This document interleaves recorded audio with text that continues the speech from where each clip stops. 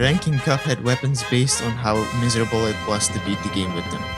You're up! The tiers are pretty self-explanatory, so let's just start. First on the board is Twist Up, and I started with this weapon because so many people said that this is the worst, useless, most garbage weapon in the game. But I beg to differ. While sure, Twist Up is really unpractical for most of the bosses, trying to beat the game with it was surprisingly fun. Most of the bosses didn't take too many tries to beat except for Grim, who took me over an hour, so I'll put Twist Up in difficult. Next up is Lobber, which is a good weapon, but it really sucks to use on its own. You either have to get really close to the boss to hit them, or aim and use the ball physics to hit them from a distance. Lobber took me almost just as long as Twist Up, so I'll put it in the same tier.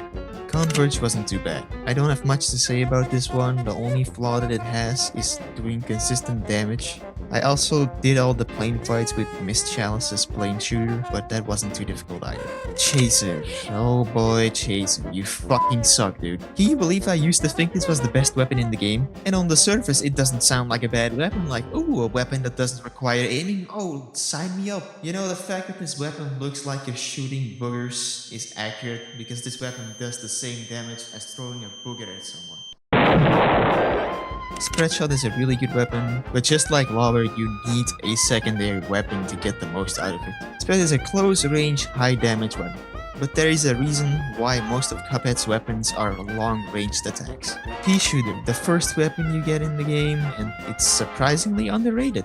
Like, no joke, I was really surprised on how good it was. Even Grim wasn't too bad with this weapon, and I think that says a lot. Now for the charge shot stream, I had a gimmick where I would spin a wheel before every boss to see if I had to beat them with charged or uncharged shot. The charge shot took care of most of the bosses with ease, except for the devil.